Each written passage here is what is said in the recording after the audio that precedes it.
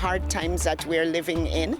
And so, to just really, get rid of that increase because we really can't afford it. This is nuts. That's one person in a group of more than 100 tenants refusing to pay rent at a Toronto apartment complex right now.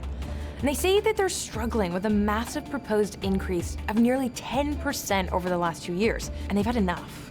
Total amount of rent that we are withholding, it's quite a bit. I know this landlord they're very powerful and they're very big, one of the biggest, but I think it should make a difference. They're on strike, refusing to pay in protest.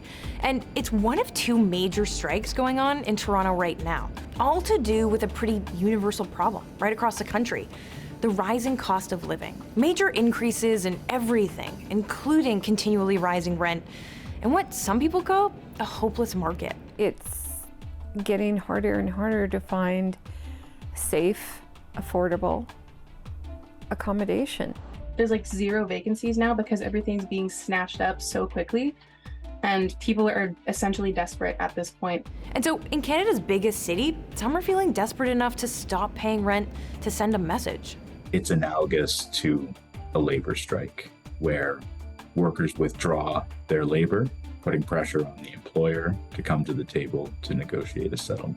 It might sound extreme, and it's not without its challenges, but it can lead to meaningful change. So how does a rent strike work? And what are the risks and rewards?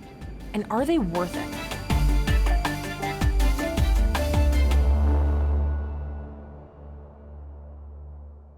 Okay, so a rent strike. A complicated process, but essentially, by definition, it's as simple as it sounds. A group of tenants refuses to pay rent until certain conditions are met. For these Toronto strikes, it's about fighting above guideline increases, or AGIs, as they're called. Now, generally, the allowable annual increase in Ontario fluctuates along with inflation. This year, it's 2.5%. But the rule is this: a rent increase for capital expenditures and operating costs for security services cannot be more than 3% above the guideline in any 1 year. Capital expenditures, that's upgrades to extend the life of the property. And operating costs mean things like property taxes, insurance, maintenance, and repair. However, if the landlord justifies an increase for capital expenditures and operating costs of more than 3% above that annual guideline, they're within their rights to do it. Landlords have the option to apply for an additional increase on top of the guideline increase, and they apply directly to the landlord and tenant board, usually to recover costs from a renovation. They decided when to do the renovation. They decided what renovation was necessary.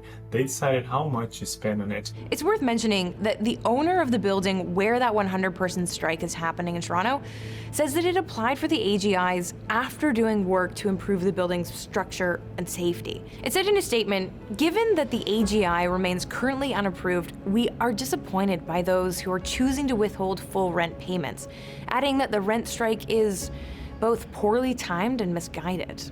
This is typically how rent strikes happen, right?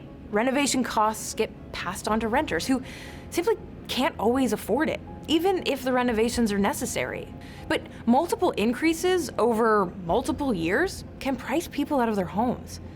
And it's in those sorts of circumstances when a rent strike may be the only course of action for desperate tenants. Tenants here have been organizing for over a year to fight these rent increases, and they organized rent strikes starting May 1st.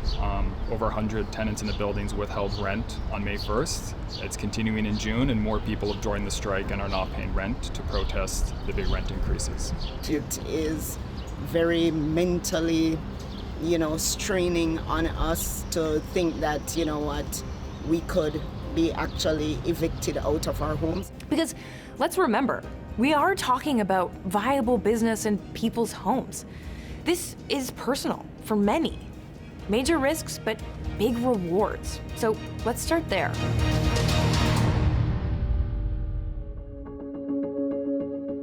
It's often a tough battle going up against property management companies.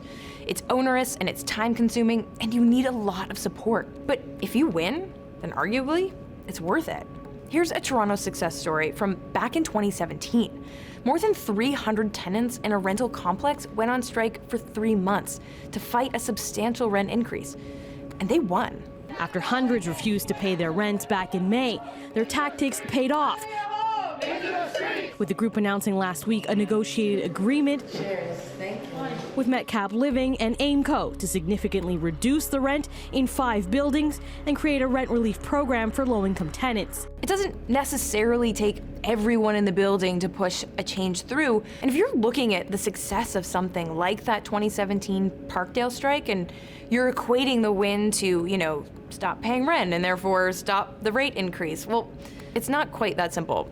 Rent strikes don't always work as intended. For starters, a lot of big landlords are pretty good at fighting back. The amount of resources that some of these large corporations have and their ability to deploy lawyers, they have seen strikes, they have seen organizing elsewhere, and there's some lessons learned on their side too. And so they may be able to preempt some of the organizing tactics as well.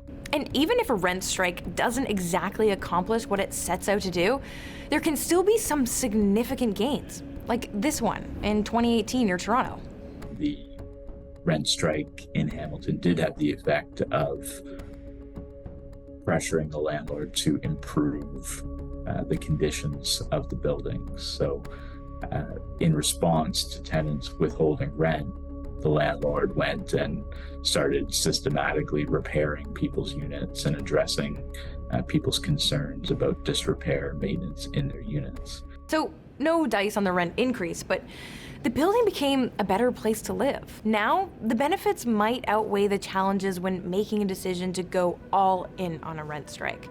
But it's also a good idea to know what you may be getting yourself into. Rent strikes are an extremely bold action in that tenants are at risk of receiving eviction notes or, eventually even being subject to an eviction process. Rent strikes can also damage your credit score, which can be really tough to deal with. A low credit rating can cause financial problems and raises red flags with banks, landlords, and if you're looking for financial support or loans. It's never ideal, but especially if you might need to find a new place to live. Constant increases in rent, above guideline rent increases, are a way of eviction by 1,000 cuts.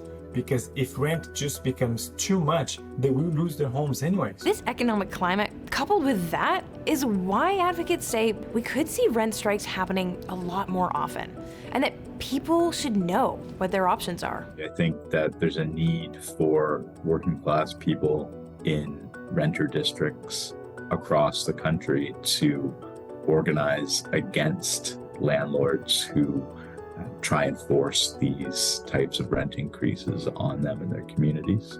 And rent strikes need to be viewed as a tactic that is available to organizations of working class people that form at buildings and in neighborhoods.